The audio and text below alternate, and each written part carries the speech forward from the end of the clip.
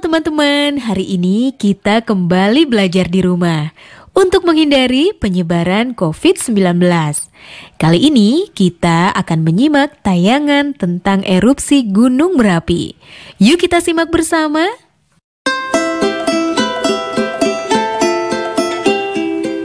Negeri Seribu Pulau. Selain memiliki beragam budaya, keindahan alam, dan hasil bumi, negeri kita tercinta juga kaya akan gunung api. Gunung-gunung ini tersebar di sepanjang Pulau Sumatera, Jawa, Bali, Sumbawa, Lombok, Flores, Sulawesi, hingga Maluku. Rangkaian gunung api yang membentang di sepanjang tanah air ini dikenal dunia internasional sebagai Ring of Fire. Dengan total gunung berapi sebanyak 127 atau 13% dari jumlah gunung api aktif di dunia. Mengapa di negeri kita banyak terdapat gunung api? Ini karena Indonesia terletak pada pertemuan tiga lempeng tektonik besar, yaitu Eurasia, Indo-Australia, dan Pasifik. Setiap tahun, lempeng Indo-Australia dan Pasifik bergeser beberapa sentimeter. Pergerakan ini menyebabkan magma dapat naik dan membentuk kerucut-kerucut gunung api. Gunung api tersebut dapat mengakibatkan bencana. Contohnya peristiwa erupsi Gunung Tambora di Pulau Sumbawa, tepatnya di Kabupaten Bima, Nusa Tenggara Barat pada April 1815.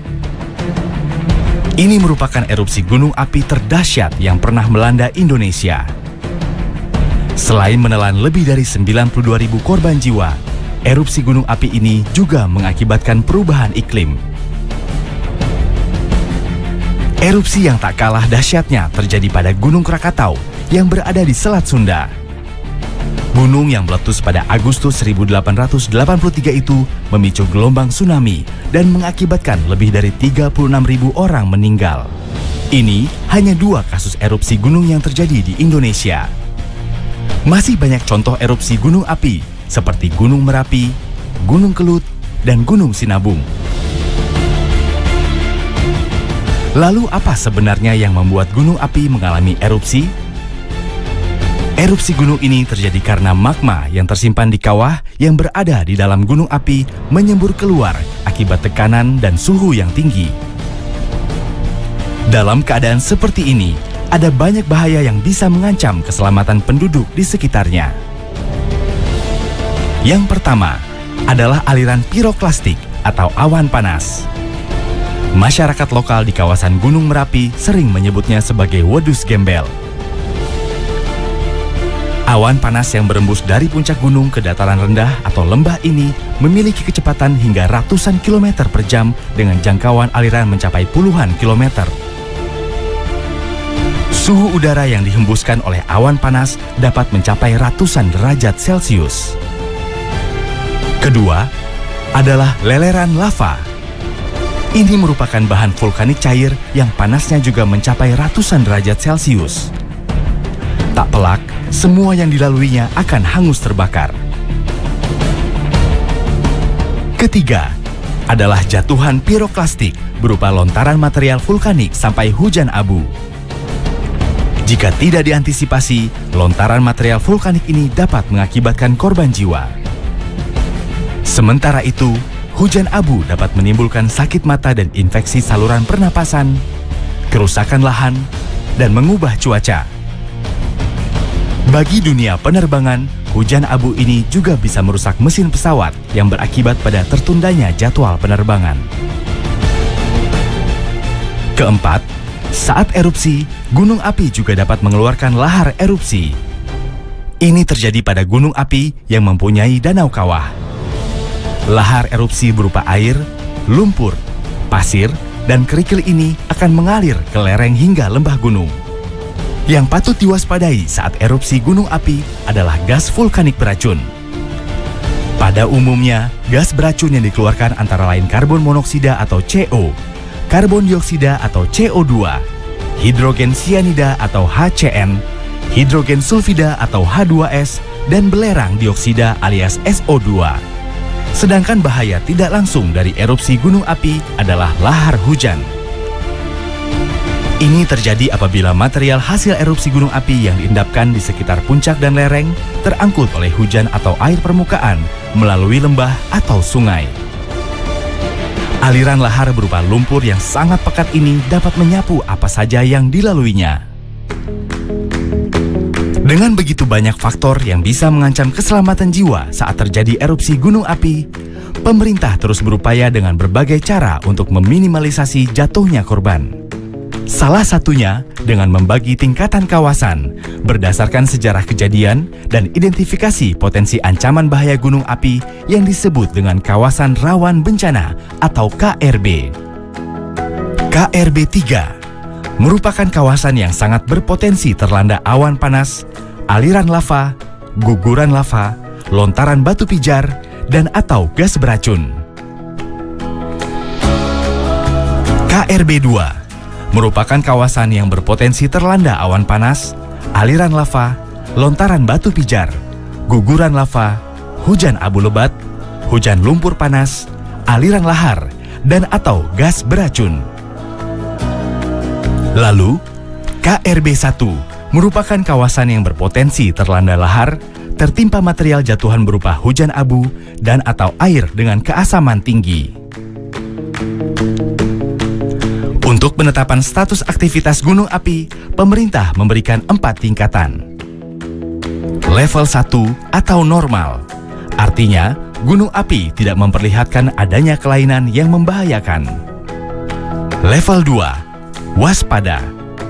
Di level ini, aktivitas gunung api mengalami kelainan baik secara visual maupun instrumental dan gejala vulkanik lainnya.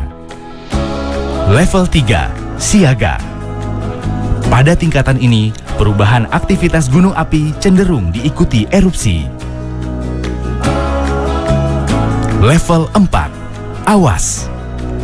Ini merupakan tingkatan paling tinggi dan biasanya diikuti dengan erupsi.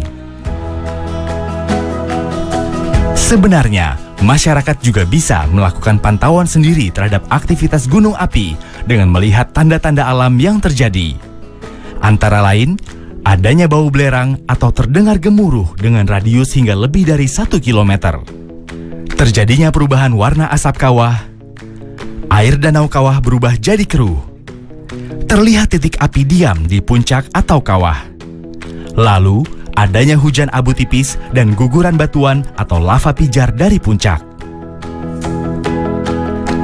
Jika tanda-tanda itu terlihat, langkah pertama yang harus dilakukan adalah tetap tenang dan tidak perlu panik. Namun, kita harus selalu waspada dan mendengarkan informasi dan arahan dari pemerintah atau instansi berwenang. Erupsi gunung api merupakan gejala alam yang bisa terjadi kapan saja dan tak dapat dicegah. Namun, kita bisa meminimalisasi dampak yang ditimbulkannya dengan selalu siaga dan membekali diri dengan pengetahuan yang memadai tentang karakteristik gunung api.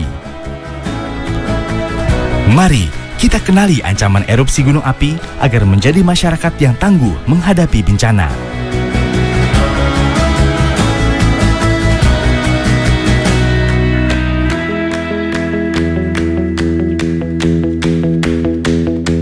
Nah, teman-teman sudah menyimak penjelasan tadi ya.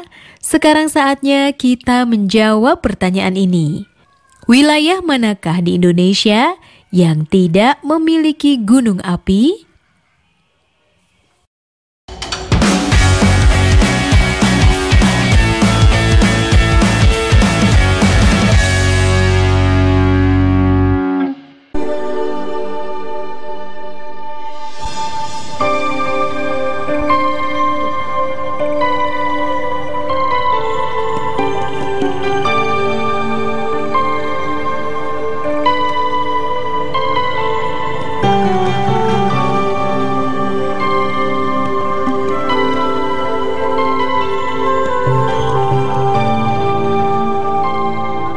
Planet Bumi menyimpan begitu banyak fenomena alam. Salah satunya adalah gunung api.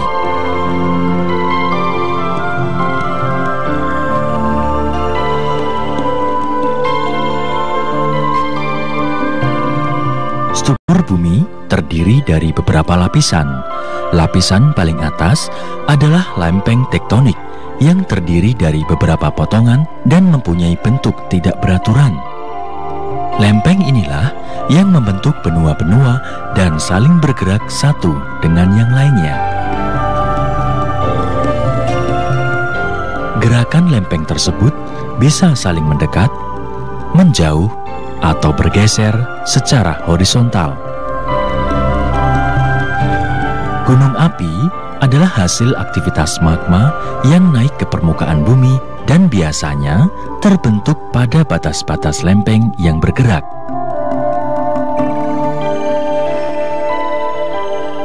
Ada juga gunung api yang terbentuk di tengah lempeng benua akibat penerobosan magma yang disebut hotspot. Proses pembentukan gunung api terjadi dalam kurun waktu puluhan ribu tahun, bahkan jutaan tahun akibat pergerakan lempeng tektonik. Negara Indonesia terletak di antara pertemuan 3 lempeng tektonik, yaitu lempeng Indo-Australia, lempeng Eurasia, dan lempeng Pasifik. Ketiga lempeng tektonik tersebut saling bertabrakan sehingga membentuk rangkaian 127 gunung api aktif di Indonesia.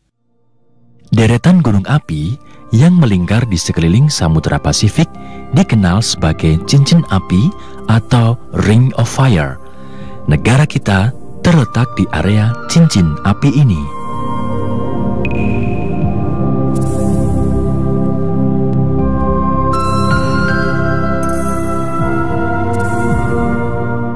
Berdasarkan struktur luar atau morfologinya, gunung api dapat dibagi atas 3 bentuk, yaitu: pertama adalah bentuk gunung api perisai.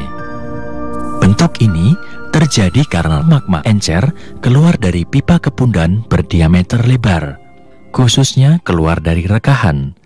Jenis ini dijumpai di Amerika Serikat, Islandia, dan Kolombia.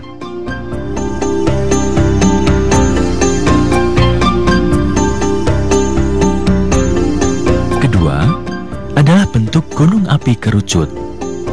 Bentuk ini terjadi karena letusan eksplosif magma encer dari pipa kepundan tunggal.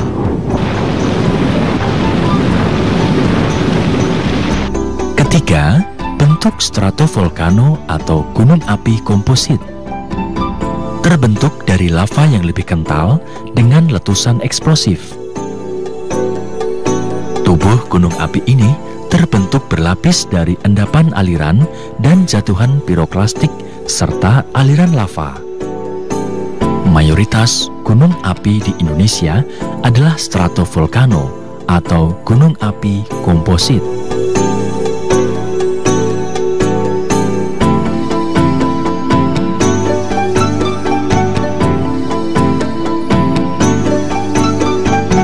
Proses gunung api meletus biasanya dimulai dengan pergerakan magma untuk naik ke permukaan, karena dia mempunyai densitas atau berat jenis yang lebih ringan daripada batuan. Kemudian dia itu panas dan dia tersusun dari cairan, kemudian ada gasnya, kemudian ada kristalnya yang berbentuk solid, sehingga dia mempunyai kecenderungan untuk naik ke atas. Ada 2 sifat erupsi gunung api yang dipengaruhi oleh jenis magma, kandungan gas, dan sistem vulkanik dari gunung api. Pertama, erupsi efusif, yaitu keluarnya magma dengan kecepatan yang lambat dan bergerak menyebar karena kandungan gas dan silikanya rendah. Kedua, erupsi eksplosif, yaitu keluarnya magma dengan arah letusan vertikal tanpa diawali dengan pembentukan kubah lava, karena kandungan gas dan silikanya tinggi.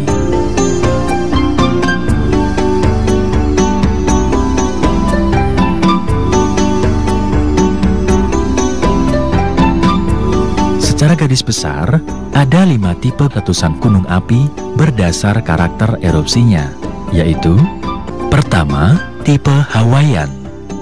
Magma yang dikandung sangat encer dan tekanannya rendah, sehingga aliran lava keluar dari celah-celah sepanjang gunung api. Gunung api ini banyak ditemukan di Hawaii.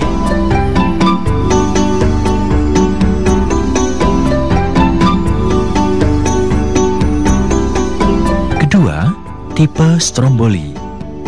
Magma yang sangat cair serta kandungan gas yang rendah memungkinkan lava keluar ke permukaan disertai letusan pendek dan sering.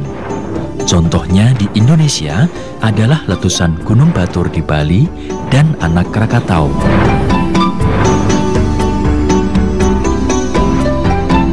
Ketiga, tipe Vulkanian. Letusannya kecil hingga sedang, membentuk kolom letusan kurang dari 20 km dan berlangsung beberapa menit. Letusannya eksplosif, melontarkan bom vulkanik yang berasal dari magma. Contoh letusan semacam ini adalah Gunung Rinjani. Keempat, tipe Surtsean. Sangat dramatis karena pengaruh interaksi air laut terhadap erupsinya dan melahirkan sebuah pulau baru. Walaupun magmanya basaltik, letusannya eksplosif karena tekanan uap air yang terjebak di dalamnya. Nama ini diambil dari Gunung Surtsey di Atlantik Utara yang meletus pada tahun 1967. Kelima, tipe Plinian. Letusannya mempunyai tekanan gas sangat kuat, membentuk kolom letusan vertikal dengan ketinggian mencapai 20 sampai 35 km. Magmanya asam dan sifatnya sangat kental. Letusan tipe ini bersifat merusak, bahkan bisa mempengaruhi iklim di bumi. Contohnya adalah Gunung Tambora dan Krakatau.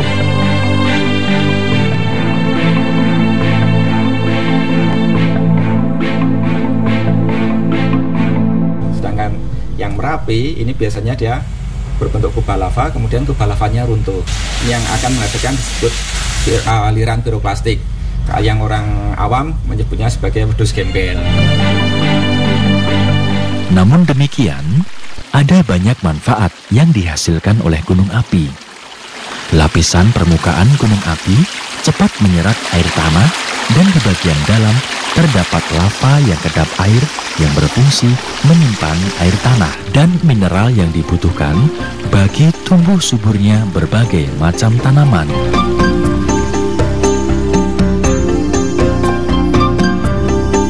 Di dalam perut gunung api dihasilkan uap panas bumi dan bahan tambang yang melimpah.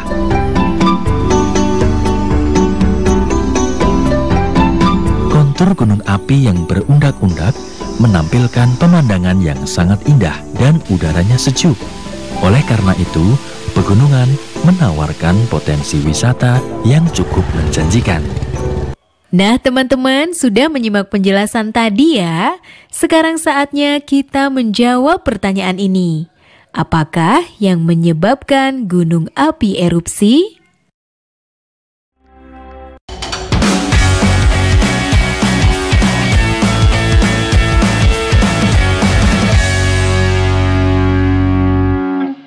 Kalian pasti pernah melihat atau membaca berita di berbagai media tentang gunung berapi yang meletus. Tentunya tidak semua dari kita mengerti bagaimana proses yang terjadi sehingga gunung berapi bisa meletus. Satu hal yang harus kita ketahui bahwa di dalam perut bumi ada lapisan magma yang disebut dengan dapur magma. Magma adalah batuan yang masih dalam bentuk cair yang terdiri dari larutan silika yang bersuhu tinggi. Suhu magma ini bisa mencapai 1000 derajat Celcius. Suhu yang sangat panas di dalam perut bumi tersebut akan membuat tekanan udara menjadi sangat besar, dan ketika tekanan di perut bumi sudah sangat besar, maka isi perut bumi tersebut akan dikeluarkan. Mengeluarkan magma dengan letusan gunung berapi adalah salah satu mekanisme alamiah bumi. Hal ini terjadi untuk menjaga keseimbangan perut bumi agar tetap sehat.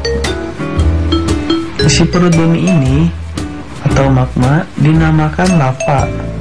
dan suhunya bisa mencapai 700 sampai 1200 derajat Celcius. Ketika lava masih encer, lava ini akan mengalir turun bersama dengan air sungai. Sedangkan lava yang lebih kental biasanya akan segera membeku setelah keluar dari perut bumi. Itulah sebabnya kita sering melihat bebatuan yang ada di sekitar pegunungan. Batuan itu adalah lava yang sudah membeku. Selain lava gunung berapi yang meletus juga mengeluarkan material lainnya, yaitu awan dan abu panas. Letusan gunung berapi akan mengeluarkan asap yang bergulung menyerupai awan, dan awan ini sangat panas dan bermuatan bebatuan dan material vulkanik padat yang suhunya bisa mencapai 600 derajat Celcius. Abu yang keluar dari perut bumi ini adalah serpihan yang sangat halus dan ringan, namun suhunya sangat panas. Abu panas ini terbawa oleh angin karena ukurannya sangat kecil dan ringan. Abu tersebut bisa bergerak ke segala arah dengan jarak puluhan hingga ratusan kilometer dari pusat letusan. Demikianlah penjelasan singkat kenapa gunung berapi bisa meletus. Nah teman-teman, sudah menyimak penjelasan tadi ya? Sekarang saatnya kita menjawab pertanyaan ini. Mengapa kita tidak diperkenankan mendekat ketika awan panas menyembur dari erupsi gunung api? Sekarang tetap belajar dari rumah ya teman-teman. Jaga jarak, rajin cuci tangan, dan pakai masker agar kita mencegah penyebaran COVID-19. Sampai jumpa!